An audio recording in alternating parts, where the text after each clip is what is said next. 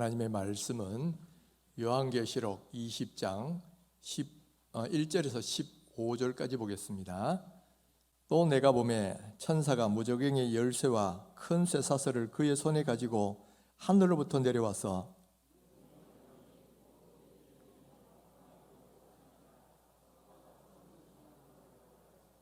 무저갱에 던져넣고 잠그고 그 위에 임봉하여 천년이 차도록 다시는 만국을 미어가지 못하게 하였는데 그 후에는 반드시 잠깐 놓이리라.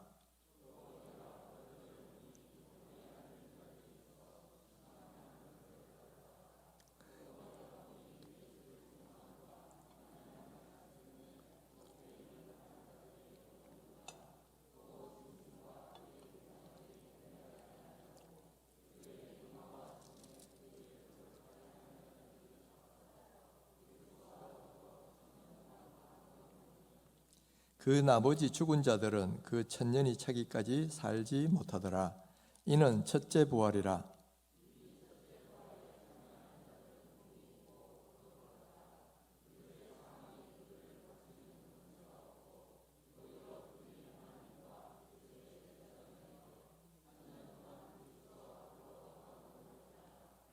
천년이 참에 사탄이 그 옥에서 놓여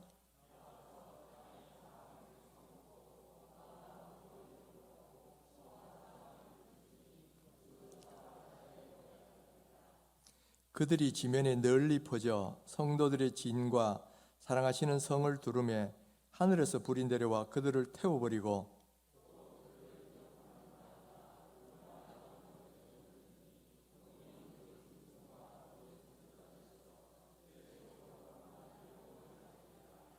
또 내가 크고 흰 보좌와 그 위에 앉으신 이를 보니 땅과 하늘이 그 앞에서 피하여 간 데 없더라.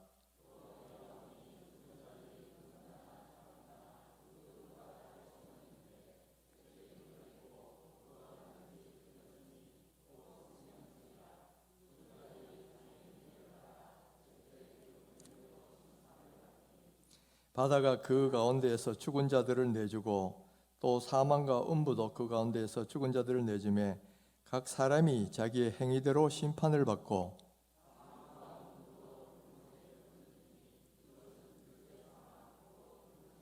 함께 누구든지 생명책에 기록되지 못한 자들은 불못에 던져지느라.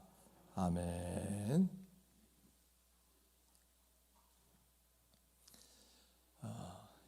역사의 주관자이신 하나님 시리즈를 지금까지 몇 주에 걸쳐서 봤는데 오늘은 마지막 시간으로 새 하늘과 새 땅 그리고 천년 왕국에 대해서 살펴보면서 은혜를 받고자 합니다. 우리가 지금까지 인류 역사에 큰 족적을 남겼던 느부갓네살의 바벨론 제국, 고레스의 바세 제국, 알렉산더의 헬라 제국, 그리고 카이사르의 로마 제국에 대해서 우리가 그들의 흥망성쇠가 바로 그들 가운데는 하나님의 역사와 하나님의 섭리가 있었다라는 것을 우리가 살펴보았죠. 또 그리고 그 역사가 인간의 역사가 영원히 반복되는 것이 아니라 다 끝을 향해 가는데 그 끝에는 뭐가 있느냐면 예수님이 세우실 하나님 나라가 있다는 것도 우리가 살펴봤어요. 또 이 하나님 나라는 예수님이 이 땅에 오시면서 이미 시작됐고 그리고 예수님이 재림과 더불어 완성될 것이다 라는 것도 우리가 함께 살펴봤습니다. 이미 과거의 네 제국은 지나간 역사고 또 예수님이 이 땅에 오셨고 지금도 계속된다는 것은 과거 역사거나 지금 진행되고 있는 거예요. 근데 아직 오지 않은 것이 뭐냐면 마지막 하나님 나라의 완성 그리고 예수님의 재림, 이것은 아직 오지 않았다는 거예요. 그래서 예수님의 재림과 마지막 이 새하늘과 새 땅으로 인류 역사가 끝날 텐데 과연 앞으로 남은 이 재림과 그리고 마지막 그 최후 상태는 어떤 과정과 어떤 절차를 거쳐서 진행될 것인가 하는 문제예요. 이 문제를 다루는 그런 이론을 종말론이다 그렇게 말을 하지요. 그런데 여러분 이 주제에 대해서 우리 교회도 그렇지만 전통교회에서는 별로 이 주제를 많이 다루질 않아요. 오히려 이 주제를 굉장히 강조하고 막 외치는 데는 신천지 같은 이단들 또는 세대주의라는 좀 약간 독특한 신학을 가진 그런 교회들, 그런 교회들은 이 종말론을 굉장히 강조합니다. 그리고 확신 있게 자기 주장들을 해요. 그런데 지금 이 현재 나와 있는 유튜브나 이런 많은 설교들이 보면 이런 어떤 신천지거나 아니면 이 세대주의 종말론의 가르침들이 많이 이렇게 나와 있어요. 거기에 비해서 정통 장로교는 이런 거 그렇게 많이 안 다룹니다. 왜 그러냐? 이 종말론에 대해서는 여러 가지 이론이 있고 그 중에 단정적으로 어느 것이 맞다라고 말하기가 쉽지 않다는 거예요. 저 역시도 지금까지 배운 여러 가지 이론 가운데 보면 우리 정통 개혁주의 장로교가 받아들이는 가운데는 역사적 전천년주의도 있고요. 그 다음에 무천년설도 있습니다. 그런데 이 가운데 어느 것이 맞다 이렇게 단정적으로 말을 못해요. 그렇다고 이런 이론도 있고 저런 이론도 있다 이런 걸 가르치면 여러분들이 더 혼란스럽지 않겠습니까? 그러다 보니까 우리 교회에서도 그렇고 일반적으로 정통 장로교에서는 종말론에 있는 천년왕국이니 이런 이야기 잘 설교를 잘 안 해요. 저도 그동안 이렇게 안 하다가 근데 제가 말씀을 안 드리면 다른 루트를 통해서 그런 걸 정보를 듣고 잘못된 이해를 가질 수도 있기 때문에 오늘은 제가 작심하고 정말 이 주제를 한번 나름대로 한번 정리를 해보려고 합니다. 저도 그동안 이제 전문가는 아니지만은 어쨌든 관련된 책들을 많이 읽었어요. 그리고 또 여러 개 강의도 듣고 그래서 이런 이론 저런 이론이 있지만은 그 중에 그래도 우리가 신뢰할 만한 이론은 이게 아니겠는가라는 그런 차원에서 제가 정리해서 오늘 여러분들에게 말씀드리려고 합니다. 여러분 그 복잡한 종말론을 이 한 시간에 다 이해하는 게 힘들 수 있어요. 그리고 여러분들 가운데는 오늘 제가 드리는 이 말씀을 다 이해하지 못할 수도 있다는 거예요. 그런 분들은 이 영상이 남아있으니까 다시 들어보십시오. 다시 들어보시면 조금 더 이해할 수가 있다는 거예요. 자, 종말론에 있어서 가장 큰 논란의 핵심은 뭐냐?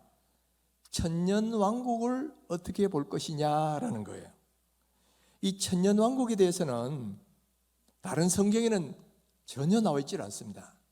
오늘 우리가 읽은 요한계시록 20장 1절에서 6절 사이에 등장합니다. 자, 그러면 오늘 나온 이 요한계시록 20장의 내용을 한번 쭉 분석을 해보시면요, 이런 구조로 되어 있습니다. 먼저 1절에서 3절은 천사가 내려와서 사탄을 결박해서 천년 동안 무저갱에 던져 넣음으로써 이렇게 만국을 미혹하지 못하게 한다는 내용이 있죠. 그리고 4절에서 6절에 보면 주 안에서 죽은 자들이 천년 동안 살아서 왕노릇한다라는 내용이 나옵니다. 그리고 7절에서 10절에 보면 이 천년의 기간이 끝나면 마귀가 다시 옥에서 놓여져서 곡과 마곡을 이렇게 부추겨 가지고 이 성도들과 대전쟁을 벌이는데 이 전쟁 끝에 하나님은 그들을 심판하셔서 마귀를 저 영원한 불못에 던지신다라는 거예요.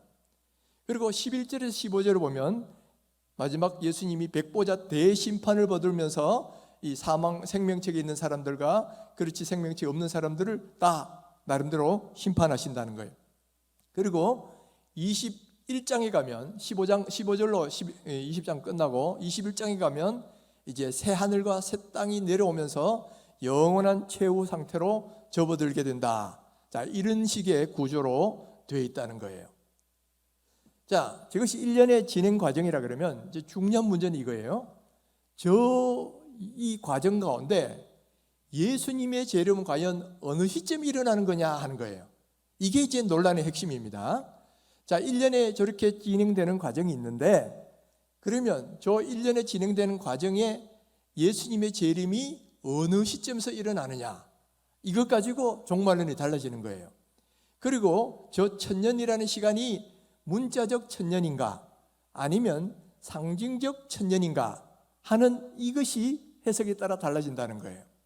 그래가지고 이 종말론에 대한 가르침은 구약 예언서에도 좀 몇 부분 등장을 하고 신약의 예수님 가르침에도 등장하고 또 바울 서신에도 여러 군데 몇 군데 등장하고 그리고 요한계시록에 등장하는데 그 모든 가르침은 어디에 초점을 맞추냐면 예수님의 재림이 어느 시점에 있고 그때부터 천년왕국은 어떤 시기에 이루어질 것이며 여기에 대한 해석에 따라서 나머지가 다 정리가 돼서 각기 다른 종말론이 등장하고 있다는 거죠. 그러니까 그 모든 것의 해석을 딱 가르는 기준이 바로 저 시점에서 예수님의 재림 시점이 어디고 그리고 천년왕국이라는 그 성격은 어떤 것이냐, 여기에 따라서 각기 다른 종말론이 나오고 있다, 이렇게 생각하시면 싹 이해하기 쉬워져요. 자, 그런데 일반적으로 저 1절에서 3절 이전에 예수님의 재림이 있다, 그리고 그 재림이 있고 난 뒤에 천년 동안에 이 왕국이 이루어지고 그 다음에 이 마곡 전쟁이 일어나고 백보자 심판이 일어나는 식으로 진행된다고 보는 입장이 전천년설이라 그럽니다. 그 재림이 천년왕국이 이전에 일어났다고 해서 전천년설이라 이렇게 부르는 거예요. 그러니까 저 1절 이전에 그 요한계시록 19장에서 나온다는 이야기죠. 요한계시록 19장에 보면 19장 11절 이하에서 백마를 탄 자가 모든 대적들을 물리치고 그리고 이 짐승과 거짓 선자들을 불못에 던져버리는 그런 기사가 나와요. 그런데 거기 나오는 백마를 탄 자가 예수 그리스도고 또 이것은 예수님의 재림을 의미한다고 해석을 합니다. 그러고 나면 그 결과가 재림 후의 결과가 20장 1절부터 6절 사이에 일어나는 결과라는 거죠. 그래서 천년 동안 마귀가 결박되고 주 안에 죽은 자들이 살아나서 주님과 함께 이 땅에서 왕노릇한다. 이제 그렇게 이해를 하는 것이 바로 이 전천년설의 핵심이다라는 겁니다. 그런데 이 전천년도 두 가지 중요한 이론으로 나눠요. 세대주의 전천년설이 있고 바로 또 이 역사적 전천년설이라는 게 있습니다. 이 두 가지는 어떻게 다르냐 하면 도표를 한번 보시면 좋겠어요. 세 가지 점에서 중요한 차이가 있습니다. 이 예수님의 재림 후에 문자적 천년이 있다는 것은 똑같아요. 근데 이 세 가지 점에서 중요한 차이가 있어서 하나는 세대주의 전천년이 되고 다른 하나는 역사적 전천년이 됩니다. 저기 도표를 보시면 뭐가 다르냐? 첫째, 예수님의 재림이 한 번에 일어나느냐 아니면 두 단계에 걸쳐 일어나느냐 하는 게 달라요. 세대주의자들은 뭐라고 주장하느냐면은 예수님의 재림이 두 단계에 걸쳐 일어난다고 봅니다. 먼저는 교회 시대 말기에 예수님이 재림하시는데 공중에 재림하셔요. 그러면 많은 사람들이 휴거돼서 공중에서 주님을 영접합니다. 그리고 7년 동안 공중에서 천국잔치가 혼인잔치가 열리는데 그동안에 이 지상에서는 어떤 일이 벌어지냐면 7년 동안 대환란이 벌어진다는 거예요. 그러면 예수 믿지 않던 사람들, 특별히 회개하지 않은 유대인들이 이 대환란을 경험하면서 그러나 마지막에는 이 유대인들이 대거 회개하고 돌아온다는 겁니다. 그러나 기존 성도들은 환란을 당하지 않고 공중에서 혼인잔치하는 거죠. 그러니까 그런 성도들은 환란을 당하지 않는다. 이게 첫 번째고, 두 번째는 이 재림이 공중 재림했다가 7년 대환란 뒤에 땅으로 내려와서 천년왕국을 이룬다는 거죠. 이게 역사적 전천주의하고 이 세대주의 전천년이 차이가 있어요.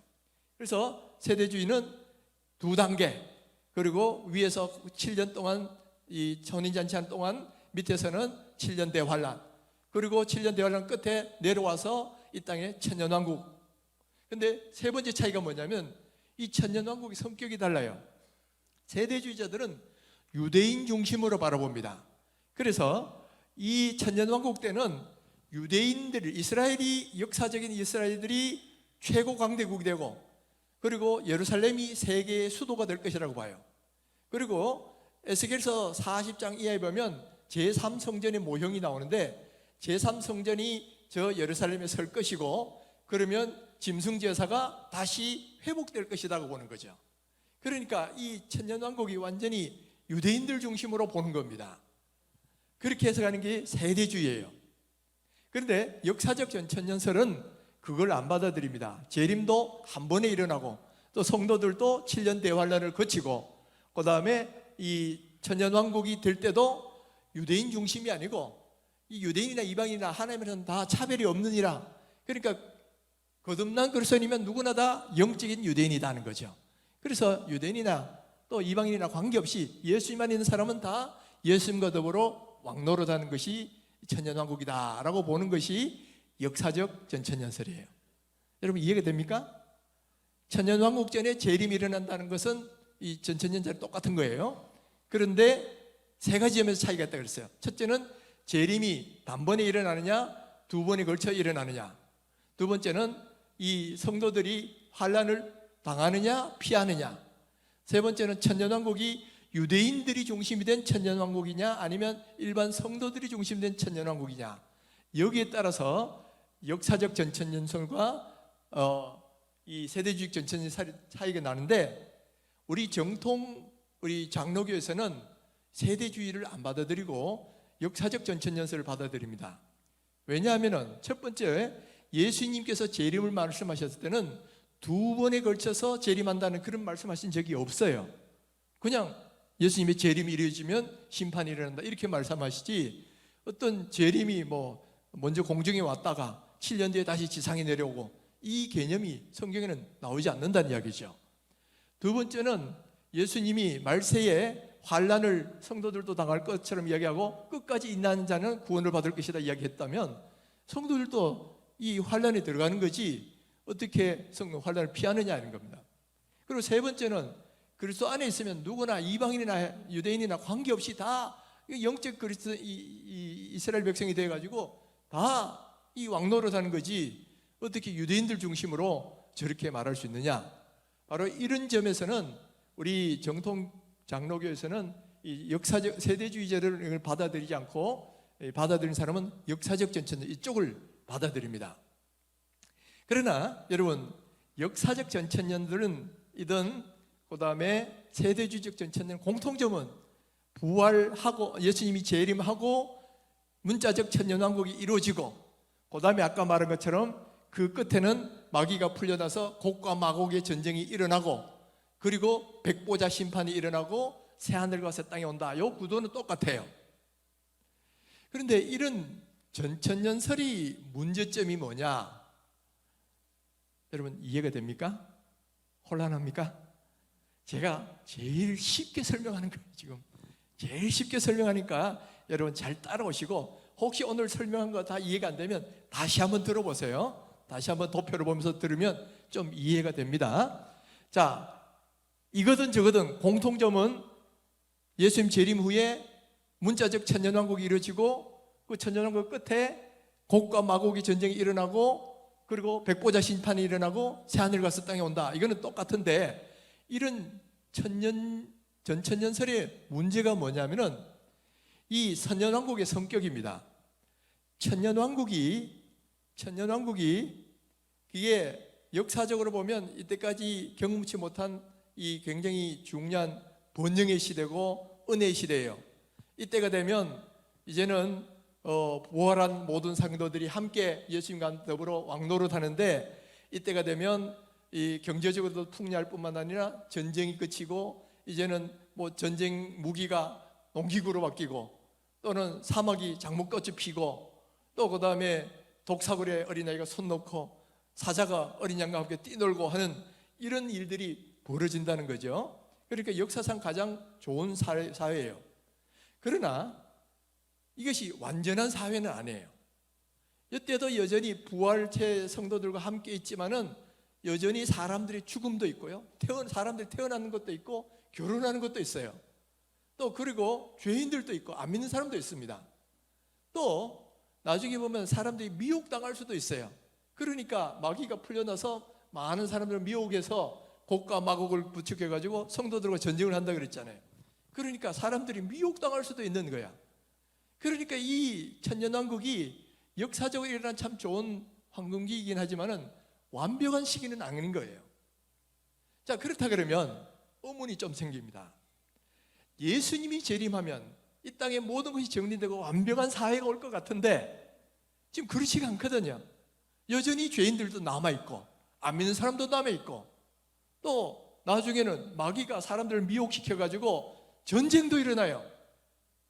여러분, 예수님이 재림했는데도 여전히 죄인들도 그대로 남아있고 또 전쟁도 일어나고, 이게 이해가 된가요? 예수님 재림 후에도 그런 일이 벌어진다니까. 첫째는 그게 좀 어려움이 있어요. 두 번째는, 자, 예수님이 재림하면 죽었던 성도들이 이제 부활해서 영육이 합쳐져서 부활체로 예수님과 더불어 함께 천년왕국 있다 그러는데, 자, 지금 죽은 영혼들이 천국은 좋은 데 아니에요. 완벽한 데예요. 그런데 거기 있다가 부활했는데 그거보다 못한 천년왕국에 와 있다는 이야기가 돼요. 여기는 다시 전쟁도 있어. 여러분, 이게 상식적으로 이해가 됩니까? 자, 죽어서 천국에 좋은 데가 있는데 예수님 재림과 더불어 부활, 다시 몸이 부활했어요. 그리고 이 땅에 천년왕국이 들어와 있는데, 근데 이 땅에는 아직도 죄도 있고 나중에는 전쟁도 한 번 더 경험해야 되고, 그러면 더 좋은 데 있다가 왜 덜 좋은 데로 오느냐 이거죠. 이것도 좀 어려움이 있어요. 그리고 세 번째는 뭐냐면은, 천년왕국이 이렇게 중요한 역할을 한다면 예수님이나 사도 바울이나 다른 사람들도 천년에 대한 이야기를 했어야 되는데, 왜 천년 이야기가 오직 요한계시록 20장에만 등장하느냐 하는 거예요. 왜 예수님이나 다른 사도들은 천년 이야기를 왜 하나도 안 하느냐는 거죠. 그것도 좀 어머니 들고요. 그 다음에 네 번째는 뭐냐면은, 이 예수님을 믿고 부활했으면 죽은 사람은 부활해서 신령한 몸으로 부활한다 그러잖아요. 그런데 안 죽고 살아있는 사람은 신령한 몸이 아니야. 그리고 거기는 또 인간 죄인들도 있어. 그러면 신령한 몸을 가진 사람하고 아닌 사람들이 함께 공존하는 시대가 돼버려요. 같은 예수 믿는 사람인데도 죽었다가 부활한 사람은 신령한 몸을 갖고, 또 그렇지 않은 사람은 뭐 그냥 일반적인 몸을 갖고 있고, 이것도 조금 좀 어색한 부분이 있다는 거죠. 또 마지막으로는 뭐냐면은, 예수님이 재림하시면 곧 양과 염소를 가리고 또 그리고 알곡과 쭉정이를 가리는 그런 심판을 하신다 그랬잖아요. 그런데 지금 저런 식으로 따지면 예수님이 재림하시고 난 뒤에 1000년이나 지나고 그것도 전쟁을 한 번 더 경험하고 난 뒤에 백보자 심판을 하는 거야.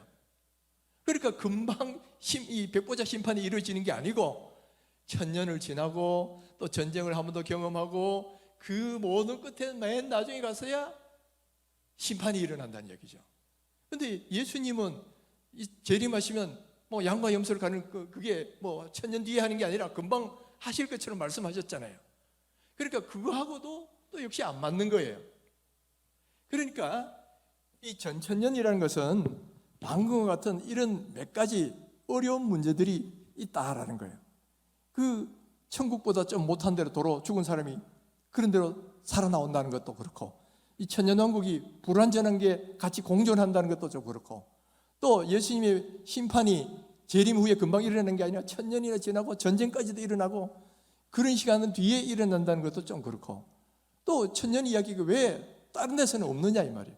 뭐 이런 여러 가지 그걸 해가지고 이 전천년설은 이런 문제에서 어려움이 있다라는 겁니다. 그러면 이걸 해결하는 길이 뭐냐? 예수님의 재림 시점을 바꿔야 된다는 거죠. 예수님의 재림 시점이 아까는 그 19장, 요한계시록 19장에서 재림 있고 20장에서 천년왕국이 있고 그렇게 했던 것을, 이제는 예수님의 재림 시점이 그 점이 아니라 아까 천년 기간 뒤에 마귀가 잠시 풀려나서 곡과 마곡의 전쟁이 있다 그랬죠. 그리고 백보자 심판이 있다 그랬으면 바로 그 사이에 예수님의 재림이 있다고 보는 거예요. 그러니까 마지막 아마겟돈 전쟁이 일어나고 거기서 막 세상이 혼란할 때 예수님이 재림하셔서 이 마귀 권세를 물리치시고 딱 그냥 백보자 심판을 하시면서 막바로 천국과 지옥으로 이렇게 하나님이 결정하시는 그런 구도로 가면 이 훨씬 더 그런 문제가 싹 없어지지요. 그러면 천년은 뭐냐? 그랬을 때 이 천년을 문자적 천년으로 해석하지 않고 상징적 천년으로 해석하는 겁니다. 상징적 천년은 뭐냐면은 이 교회 시대 이런 걸로 해석을 하는 거예요. 왜 그렇게 해석할 수 있느냐 하면, 다시 여러분 20장 1절을 한번 돌아가 보시면 거기 보면 이 천사가 사단을 결박해서 무적에게 천년 동안 가둔다 이렇게 돼 있죠. 근데 결박했다는 말이 무슨 의미냐 했을 때, 여러분 예수님께서 계실 때에 마귀를 결박했다는 말을 쓰신 적이 있어요. 마태복음 12장 29절에 보시면 사람이 먼저 강한 자를 결박하지 않고야 어떻게 그 강한 자의 집에 들어가 그 세간을 늑탈하겠느냐 이렇게 대답하시죠. 이게 어떤 문맥에서 말씀하셨느냐 하면은 예수님이 귀신을 막 쫓아내니까 바리새인들이 저거는 귀신의 왕을 힘입어 사단을 힘입어 이 귀신을 쫓아내는 거다 하고 막 그냥 폄하하고 비판했단 말이에요. 그러니까 거기에 대해서 답변하는 말씀이 이 말씀이에요. 사람이 먼저 강한 자라는 것은 이 귀신의 왕 마귀를 결박하지 않고서야 어떻게 그 집에 들어가 세간 그러니까 귀신들을 이렇게 하겠느냐, 그들을 쫓아내겠느냐 그런 뜻이죠. 그런데 거기에 보면 마귀를 결박한다는 이야기가 나와요. 그러니까 즉 마귀를 결박한다는 저 단어가, 결박이라는 단어가 요한계시록 20장에 나오는 사단을 결박해가 무적행에 갇혔다는 그 단어와 같은 단어예요. 그러니까 이 마귀를 결박해서 무적행에 넣었다는 말은 다른 게 아니고 귀신을 쫓아낸다거나 마귀 권세를 묶어버리는 그걸 의미한다는 거죠. 바로 그 일을 예수님이 이 땅에 오셔서 하셨다는 거예요. 예수님이 이 땅에 오셔서 십자가에 달려 돌아가심으로 마귀 권세를 무너뜨리고 마귀의 지배를 받던 우리를 하나님 나라 백성으로 만들어 주셨잖아요. 그리고 마귀 권세는 제한받기 시작해요. 또 귀신을 쫓아낼 때는 뭐라고 말씀하셨어요? 70명의 제자들이 귀신도 우리에게 항목없이다 하고 막 자랑스럽게 이야기하니까 그래 내가 봤다. 마귀가 하늘로부터 떨어지는 거 내가 봤다 그러죠. 귀신이 쫓겨나는 게 마귀가 하늘부터 떨어지는 거예요. 그게 다른 말로 하면 마귀가 결박당하니까 귀신들이 쫓겨나는 거다는 이야기죠. 그러니까 이 요한계시록 20장에 나오는 마귀를 1000년 동안 결박했다는 말은 예수 그리스도가 십자가의 공로로 이제는 마귀 권세를 결박하고 마귀의 집에 있던 사람들을 하나님의 백성이 되게 하고 그리고 주의 복음을 전할 수 있도록 그렇게 하시는 그 상태를 상징적으로 표현한 것이다라는 거죠. 그러면 4절부터 6절은 어떻게 되느냐? 자, 4절부터 이렇게 되어 있습니다. 또 내가 보좌들을 보니 거기에 앉은 자들이 있어 심판하는 권세를 받았더라. 또 내가 보니 예수를 증언함과 하나님의 말씀 때문에 목배임을 당한 자들의 영혼들과 또 짐승과 그의 우상이 경배하지 아니하고 그들의 이마와 손에 그의 표를 받지 아니한 자들이 살아서 그리스도와 더불어 1000년 동안 왕노릇하니. 자, 여기 보면 주 안에 죽은 자들이 다시 살아나서 1000년 동안 왕노릇한다 했는데 이 전천년 사람들은 이게 죽은 사람이 육체적으로 부활한다고 그렇게 해석을 했어요. 그런데 여기서는 그렇게 해석을 하지 않습니다. 비록 이 주 안에서 순교한 사람들이 몸은 죽었지만은 그들이 영원히 죽지 않고 여전히 하늘에서 살아있어서 하늘에서 예수님과 더불어 왕노릇한다는 거예요. 그렇게 해석을 합니다.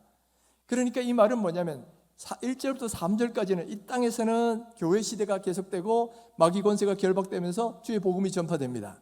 그리고 4절부터 6절에서는 주 안에서 죽은 자들이 천상에서 천국에서 예수님과 더불어 왕노릇하는 이야기를 말씀하신 것이다. 그렇게 해석을 해요. 그래서 지상의 교회 시대나 천국에 가 있는 그 시대를 일컬어서 천년의 시대다라고 표현했다는 거예요. 그리고 무천년이라 해서 천년이 없다는 말이 아니고 그 천년이 문자적 천년이 아니라 교회 시대거나 하늘나라에서 성도들이 거기 머물러 있는 그 시기를 천년의 시기다라고 그렇게 해석을 하는 거예요.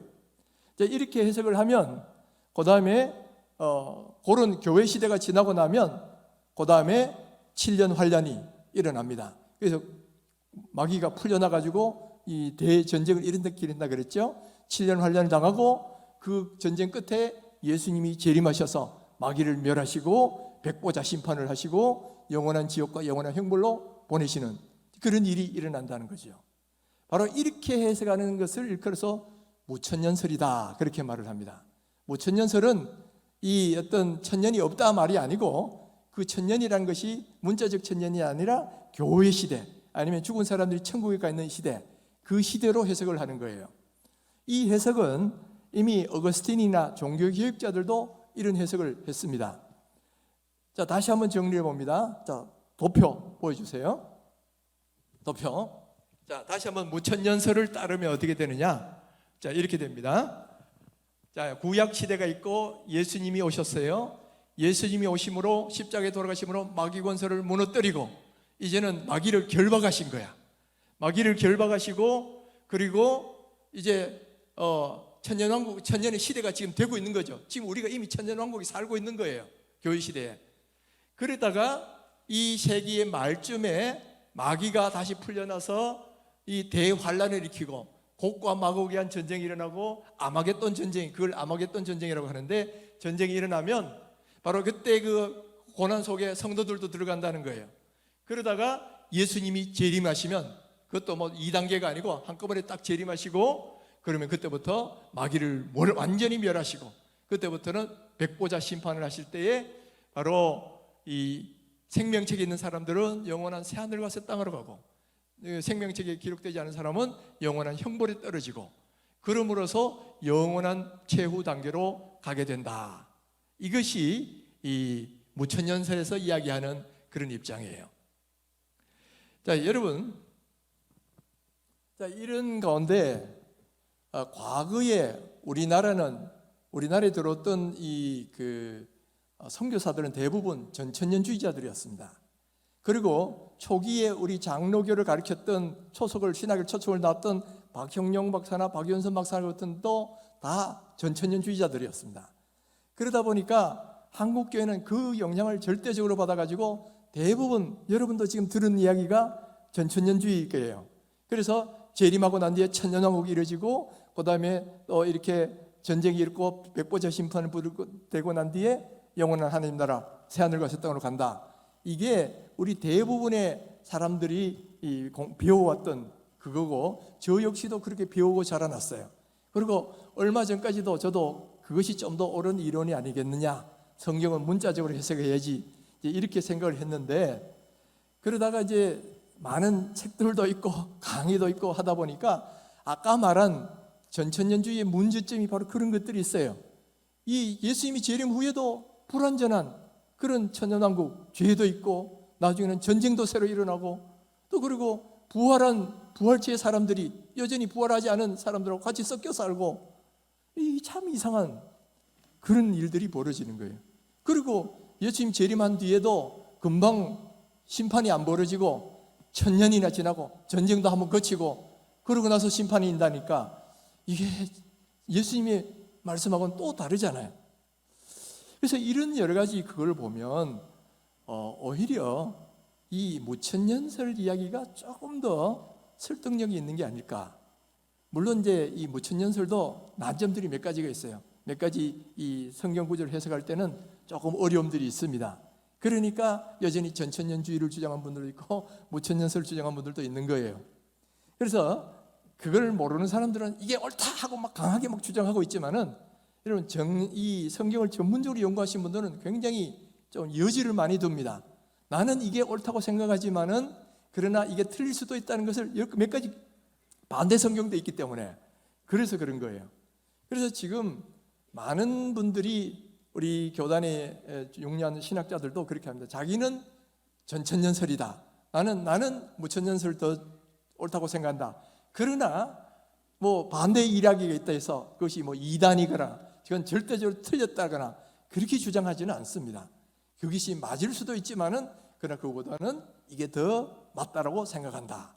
대부분 학자들은 그런 입장을 취합니다. 그런데 세대주의자들이나 이단들은 이것이 맞고 저쪽이 틀리고 막 아주 단정을 해버려요. 자기들은 클리어하거든. 그리고 성경을 여기저기 자기식으로 막 끼워 맞추니까 클리어하죠. 그러나 결과적으로 거기에 안 맞는 구절들도 있고 해서 그렇게 해석하기 어려운 구절도 분명히 있다는 것은 우리는 학자적으로 보면 인정할 수밖에 없어요. 그래서 저는 여러분들에게 말씀드리는 것이 저도 과거에 이 전천년 이것이 상당히 이제 그렇게 믿어왔고 또 일부는 세대주의 그런 내용도 많이 배웠어요. 그런데 이제 많은 책도 읽고 이러면서 하니까 이런 문제들 때문에 오히려 무천년설로 가는 것이 예수님이 재림 후에 심판이 막바로 있다고 보는 것이 이게 조금 더 전체 성경에 그게 맞는 게 아니겠느냐, 이렇게 생각이 들고요. 그래서 여러분들에게 그렇게 말씀드리는 겁니다. 그러나 여러분들도 여지는 남겨야 돼요. 우리가 나중에 하나님 오시면, 예수님 오시면 이게 결판이 나겠죠. 그렇지만은 이제 여지는 남겨둘 수밖에 없다. 그러나 그 중에 어느 것이 더 맞다라고 우리가 믿고 사는 것이 낫다라는 거죠. 자, 다시 한번 이야기합니다. 자, 우리 교회 시대가 될 때 마귀 권세는 결박당하고 있고, 또 하나님 나라에서는 우리들이 예수님과 더불어 왕노릇하고 있어요. 천국에서는. 그러나 예수님이 재림하시면 그 죽었던 사람들이 육체적으로 부활하고, 그리고 변형되고 해가지고 이제는 주님 앞에 혼인잔치에 들어가고, 그러면서 백보자 심판으로 이 믿는 사람은 영원한 천국에, 믿지 않는 사람은 영원한 형벌로 들어가게 돼 있다. 중간에 뭐 천년왕국이 따로 있는 것이 아니라 지금 우리가 천년왕국에 들어있다. 이렇게 생각하는 것이 조금 더 나은 이론이다. 이렇게 믿으시면 돼요. 자, 여러분, 마지막 시기에, 교회의 마지막에는 뭐가 있느냐? 7년 대환란이 있습니다. 그리고 이 환란은 우리 믿는 성도들도 거쳐가야 돼요. 끝까지 견디는 자는 구원을 얻으리라 그랬기 때문에 이 환란을 거치게 됩니다. 그리고 그 환란 끝에 예수님이 재림하셔서 그들을 다 멸하시고 이제는 영원한 하나님 나라를 이 땅에 심판 이후에 이루실 것이다. 자, 우리는 이렇게 믿고 사셔야 된다는 거예요. 자, 그러면 이런 것을 우리가 믿으려면 우리가 앞으로 그럼 어떤 태도로 믿는 사람들은 살아야 되는가라는 거예요. 첫 번째는 뭐냐면은, 첫 번째는 이 하나님 나라, 장차 예수님 재림 이후에 완성될 이 하나님 나라를 사모하며 사셔야 된다라는 거예요. 여러분 가운데는 돈도 좀 많이 버셔가지고 막 그냥 노후도 다 준비해놓고 집도 좋은 데 있고, 또 그리고 뭐 사회적으로도 빚과 번쩍하고 그런 분들도 계실 것이고, 그 반대의 분들도 계실 거예요. 그러나 여러분, 그 어느 걸 하더라도 여러분, 우리 장차 올 하나님 나라를 그걸 사모하며 사셔야 돼요. 지금 내가 집 재산이 수백억이고 노후도 준비 다 돼 있고 집도 아주 멋있는 데 있고 우리 자녀들도 다 빚과 번쩍이 잘 돼 있고, 그렇다고 여러분 거기에 소망 두고 사시면 안 된다는 거예요.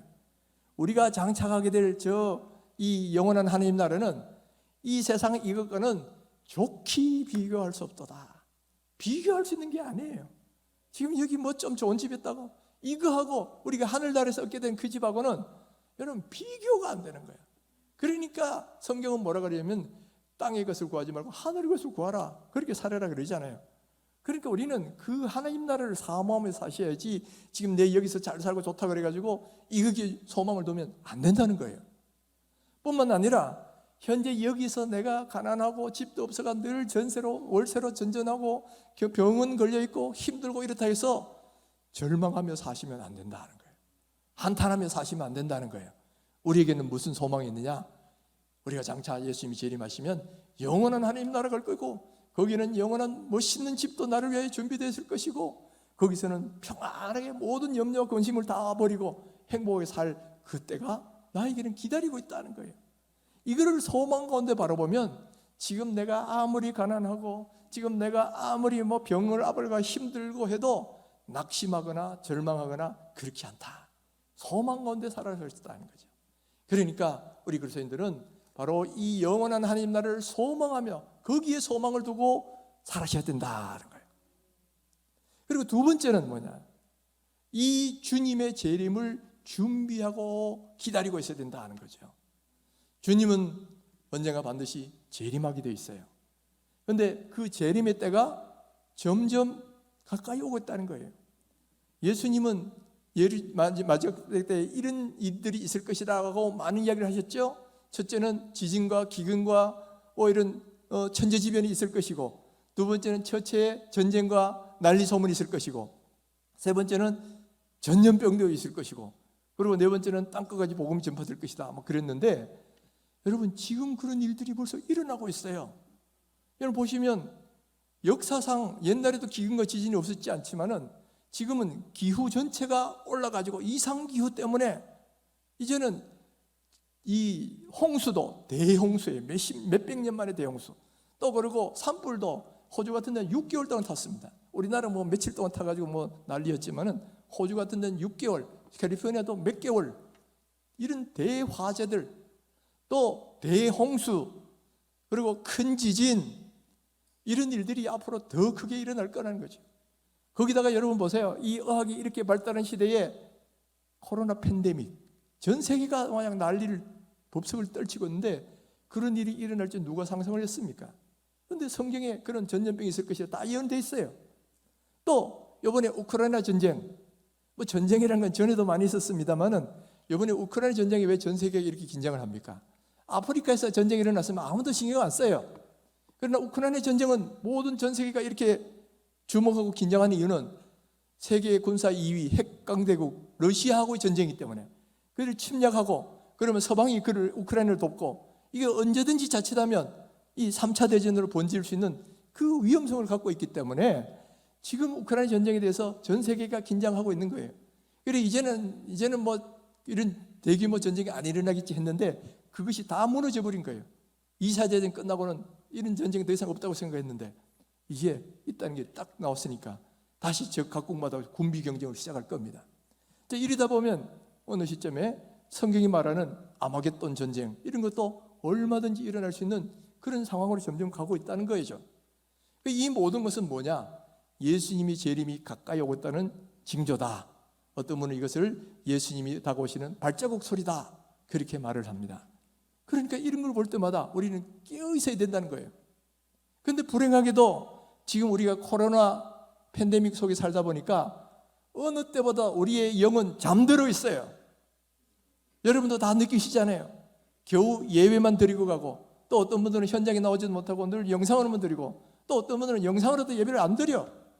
이런 시대에 살다 보니까 여러분 우리의 믿음이 다 긴장이 떨어져 버리고 열심히 다 떨어져 버렸어요. 이번에 셀 신방을 해보면 공통적 기도적인 뭐냐면 영성의 회복, 믿음 회복 다 이걸 기도한다는 거예요. 왜 그러냐?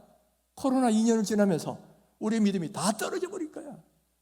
그리고 어떤 분은 잠들어서도 잠들었다는 것조차도 깨닫지 못한 사람들도 있어요. 기도 제목 낸 사람은 그래도 문제를 깨달은 사람이죠. 어떤 사람들은 이게 편하다 그러면서 영 잠들어 버린 사람도 있단 말이에요. 지금이야말로 영적으로 잠든 시대예요. 이런 시대일수록 예수님이 재림을 생각한다면 깨어 있어야 된다. 지금은 자다가 깰 때다. 지금 저렇게 이 여러 천재지변이 일어나고 전쟁이 일어난 거 보면 예수님의 재림이 가까이 오고 있다. 여러분 이것을 깨달으셔야 되고요. 깨셔야 돼요. 그래서 언제까지 코로나 때문에 이게 편하다 그러면서 적당히 신앙생활을 해서는 안 된단 말이에요. 지금 다시 한번 깰 때다. 그리고 마지막으로는 복음이 땅끝까지 전파되면 그제야 끝이 온다 그랬는데 정말 복음 전하는 일을 게을리하지 말아야 된다. 코로나한테 무슨 전도냐? 아니에요. 코로나라도 여러분 옆 사람하고 대화 안 합니까? 대화하잖아요. 그렇다면 복음 전하는 걸 왜 안 해야 되느냐 하는 거예요. 그러니까 주님 오시는 날까지 복음 전하는 일을 열심히 하다가 주님 오실 때에 잘했다, 착하고 충성된 종아 이렇게 칭찬받으셔야지 잠들어 있다가 책망받는 그런 사람이 되면 안 될 것이다. 오늘 이 아침에 나와서 예배 안 해보신 들 바로 앞으로 우리 미래가 이렇게 진행될 것이다. 여러분 그걸 꼭 아시고 깨어서 주님의 재림을 준비하고 기다리는 그런 귀한 성도님들 다 되시기를 주님의 이름으로 축원합니다.